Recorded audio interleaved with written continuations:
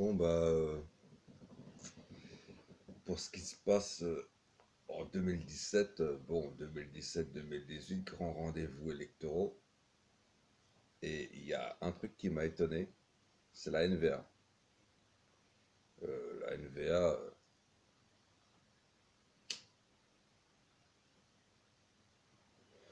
avait toujours été sur une ligne flamingante, l'indépendance de la Flandre qui doit devenir une république, et tout le reste. Et soudainement, voilà que Bart de Wever vire le plus flamingant des membres de la NVA. Il le vire de la NVA, le plus flamingant, après Bart de Wever. Mais Bart de Wever apparemment n'est plus flamingant. Sa priorité n'est plus, d'après ce qu'il dit, l'indépendance de la Flandre, etc. Ça me rappelle une question posée par quelqu'un, une Française, qui m'avait demandé pourquoi est-ce que les royalistes étaient considérés d'extrême droite. Il s'agissait aussi bien des royalistes français que des royalistes belges. Enfin, je me posais la question pour tous les royalistes en fait, hein. Mais il s'agissait des royalistes français. Bah, les royalistes français sont considérés d'extrême droite parce que les royalistes français sont... l'extrême droite française est identitaire et fière d'être française. Alors que l'extrême droite belge n'est pas royaliste, elle est républicaine éventuellement, mais le but de l'extrême droite belge, c'est quoi? C'est de détruire la Belgique. Donc je dis un étranger, par exemple, hein, un étranger qui veut détruire la Belgique, il ne va pas voter Parti Islam. Le Parti Islam ne promet pas la destruction de la Belgique. Elle ne remet pas en cause la laïcité, selon elle, hein, selon ses propagandes, ses flyers. Elle veut juste islamiser la Belgique. Bon, même pas appliquer la charia, juste islamiser la Belgique. Ouais, et appliquer la charia un peu aussi. Non, un étranger qui veut la destruction de la Belgique ne va pas voter Parti Islam, il va voter l'extrême droite. Ah oui, tu vas te dire, ah, des étrangers qui votent extrême droite. Bah oui, mais moi j'en ai vu des affiches NVA sur des épiceries étrangères. Alors, turques principalement. Turques principalement, et étrangères. Alors, oui, pendant tout un temps, les Turcs loups-gris, donc les Turcs d'appui d'extrême droite, qui étaient pour la destruction de la Belgique, avaient quitté le Vlaams-Blok, le Vlaams-Belang maintenant, comme on doit dire, pour rejoindre la NVA. Disons que ça leur aura fait des vacances, hein, parce que la NVA, on n'est pas très militant bagarreur, on est plutôt militant grande gueule, grand discours, grand rassemblement et tout le bazar, mais pas casseur. Bah, ils pourront rejoindre le Vlaams-Belang puisque maintenant la NVA n'est plus flamingante. Mais je dis, c'est un changement de stratégie et c'est pas un changement de but. Pour moi, Bart de Wever veut toujours détruire la Belgique.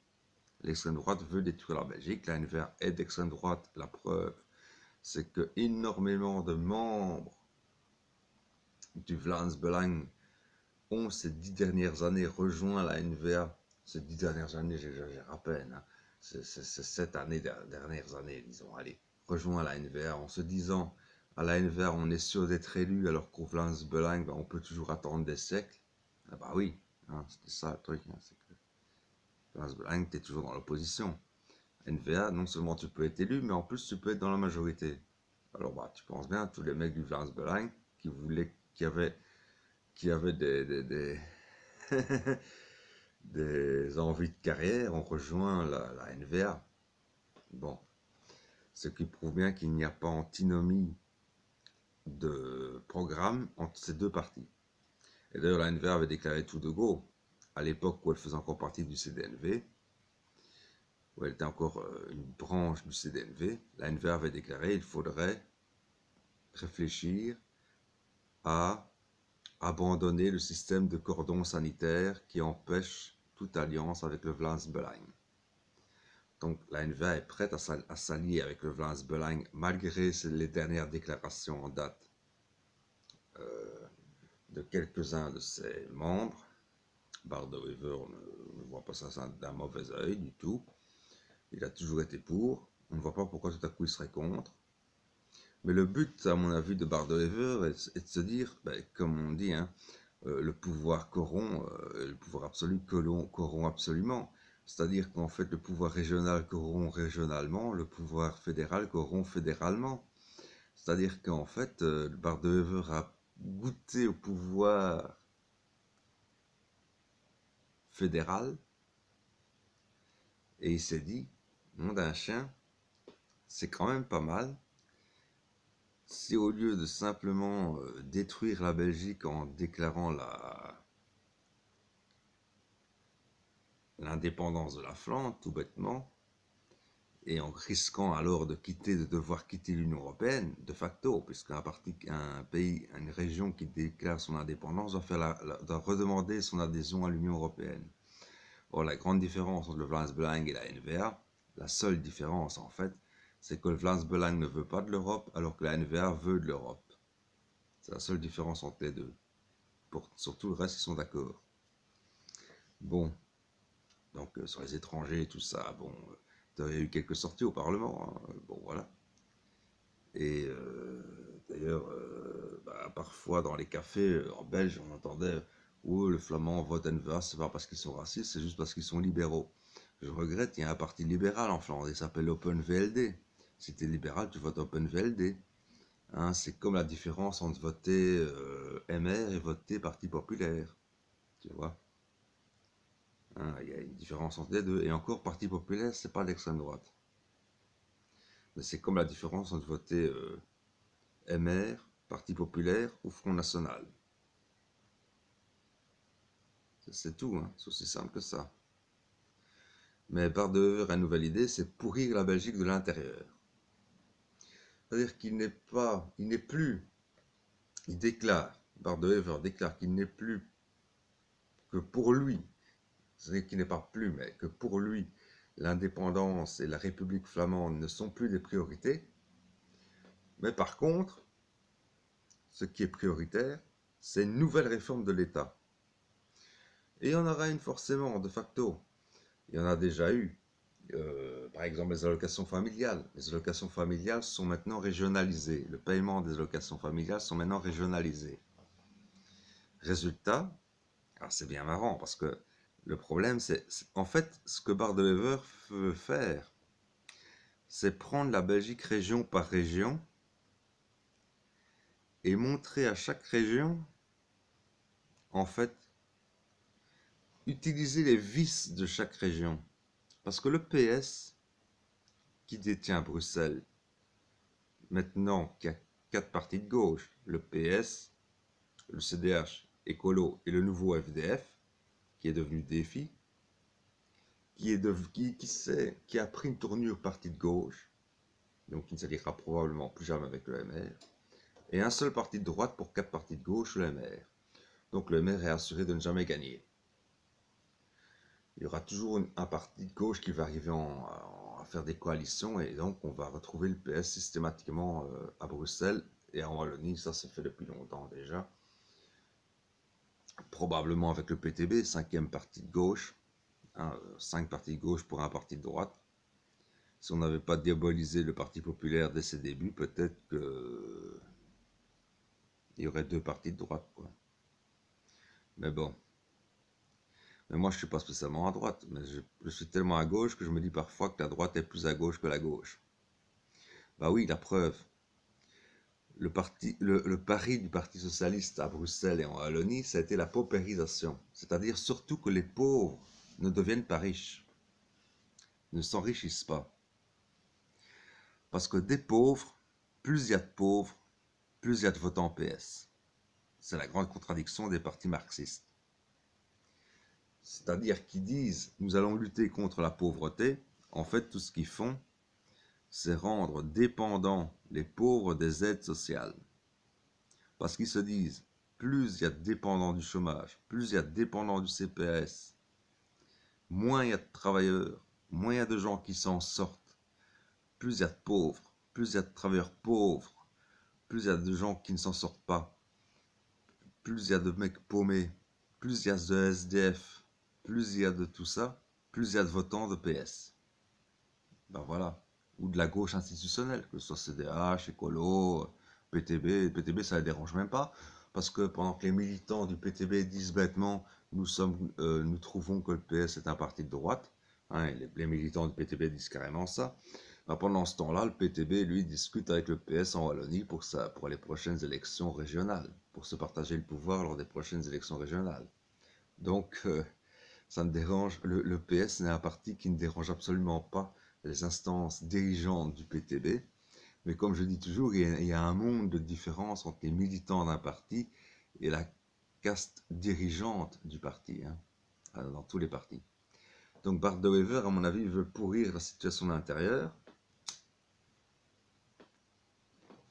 parce que régionalisation des allocations familiales, ça a déjà lieu maintenant, et on voit le résultat. Étant donné que le PS a parié sur la paupérisation, où le PS trouve l'argent? Nulle part. Nulle part. Quasiment nulle part. Quasiment nulle part.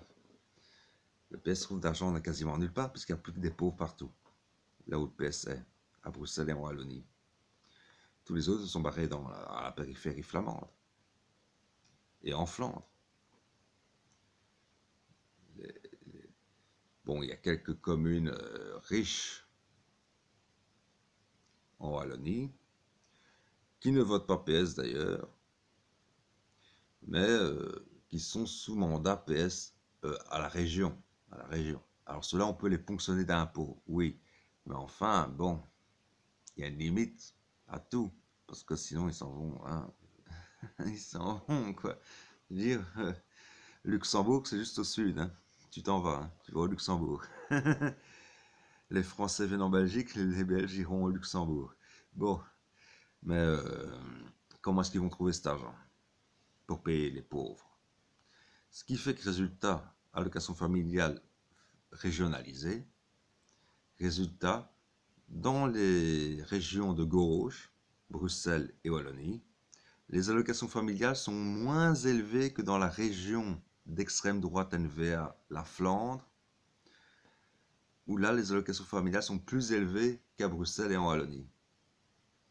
Donc un gouvernement de gauche n'est même pas capable de garantir des allocations familiales plus élevées à ses habitants, à ses familles, qui sont pauvres, majoritairement pauvres, donc qui en ont besoin de ces allocations familiales, n'est pas capable d'assumer des allocations familiales correctes à ses familles, à ses propres familles de sa propre région. La gauche n'est pas capable de le faire. L'extrême droite, la NVA, est capable de le faire en région flamande. Moi, je dis, t'es chômeur, t'es bruxellois, apprends le néerlandais et va t'installer en Flandre. Hein. Vite fait, vite fait.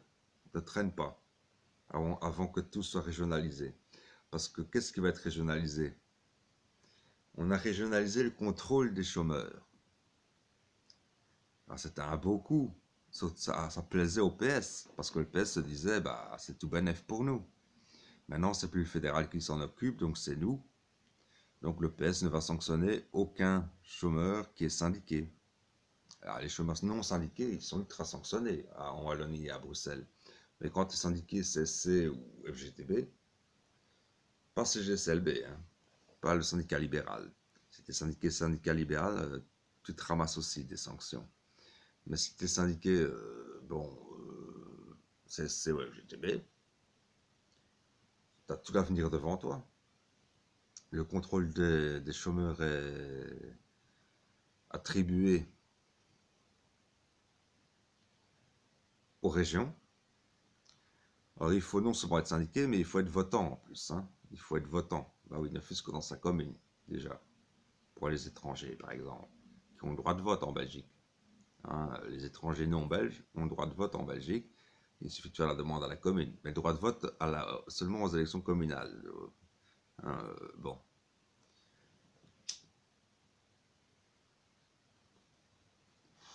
Mais alors le PS, quand le fédéral, avec la NVA, a décidé de régionaliser le contrôle du chômage, des chômeurs, de régionaliser le contrôle des chômeurs Donc de supprimer l'ONEM au profit de l'ORBEM, enfin devenu Acteris, et du Forum, et du VDAB pour la Flandre, qui reste l'ONEM. Hein. Le VDAB, ça a toujours été l'ONEM en Flandre. Eh ben, le PS s'est dit, bah, c'est tout bénef, on va pouvoir continuer notre politique clientéliste. Plus il y a de chômeurs, plus il y a de votants PS. Donc, voilà. Alors, on va continuer comme ça. Hein, on va pas sanctionner les chômeurs, il y aura plus de votants PS et nous, on est heureux. Bon. Le problème, c'est que la seconde étape, c'est quoi? C'est la régionalisation du paiement des allocations de chômage. Ça, on l'a pas encore, mais on va bientôt l'avoir. Et j'aimerais bien voir avec quel argent, sachant qu'il y a euh, que les allocations, les allocations de chômage sont payées par les travailleurs, pas par les employeurs. C'est pas les cotisations patronales qui payent les allocations de chômage. On aura beau augmenter les cotisations patronales, ça ne payera pas plus les allocations de chômage qu'autre chose. Donc, c'est les allocations, c'est les cotisations sociales que les travailleurs payent, qui payent les allocations de chômage. C'est une solidarité entre travailleurs. C'est pas une solidarité entre patrons et travailleurs. C'est une solidarité entre travailleurs et chômeurs. C'est ça qu'on n'a jamais compris, que la gauche ment toujours. Les syndicats ont toujours menti là-dessus et ne veulent pas le reconnaître parce que, bon, ils ont leurs intérêts propres là-dedans. Mais voilà. Alors, rapport nombre de travailleurs par nombre de gens qui sont non travailleurs, soit parce que déjà la pension, soit parce que au chômage. Alors, et rapport avec cotisation sociale qui s'élève à 40% seulement, qui va payer tous les chômeurs de Bruxelles et de Wallonie. Donc les allocations de chômage vont diminuer à Bruxelles et en Wallonie aussi, tandis qu'en Flandre, elles seront à un niveau élevé. Évidemment, en Flandre, pour avoir droit aux allocations de chômage, il faut être prêt à travailler. Ça, c'est sûr. Il ne faut pas être prêt à glander toute la vie. Mais enfin, hein, il vaudra mieux être chômeur en Flandre qu'à Bruxelles ou en Wallonie, je crois. Mais enfin, on verra. À mon avis, c'est ça. Il cherche, Bardeur cherche à pourrir la situation de l'intérieur. Il se dit, je vais pourrir tout de l'intérieur. Je vais rendre la vie difficile aux francophones, à tel point que ce seront les francophones eux-mêmes qui demanderont leur indépendance et pas nous. Et voilà, bon, je sais pas. Enfin, en tout cas, c'était une petite réflexion comme ça qui me faisait. Et toujours à propos de l'extrême droite, donc comme je dis, l'extrême droite en Belgique n'est pas du tout identitariste. Elle est identitariste, mais c'est la fierté blanche du blanc qui se casse la gueule les uns contre les autres, quoi, tu vois, bon. Ah, toi t'es flamand, moi je suis francophone, moi je suis bruxellois, moi je suis d'Anderlecht, toi t'es standardiste, enfin standardman on dit pas standardiste. Enfin tu vois, bon, ce genre de truc là quoi. Détruisons la Belgique, tel est le slogan de l'extrême droite en Belgique. Euh, voilà quoi. Alors qu'en France, oui, l'extrême droite est fière d'être française, et donc forcément il y a beaucoup de gens d'extrême droite qui sont fiers de leur passé royaliste. Ça ne signifie pas qu'ils sont royalistes pour autant, parce que les vrais royalistes en France, les vrais royalistes en France qui côtoient les deux familles royales prétendantes au trône de France, aussi bien les Bourbons que les d'Orléans, étant donné que les Bourbons, aussi bien que les d'Orléans, sont très ouverts d'esprit, les seuls qui fréquentent vraiment ces gens-là, les vrais royalistes, comme on peut dire, eh ben, eux, ils sont plutôt de centre, dire droite, démocratique, gauche, démocratique, mais certainement pas extrême gauche ou extrême droite. Donc voilà, voilà, c'est tout.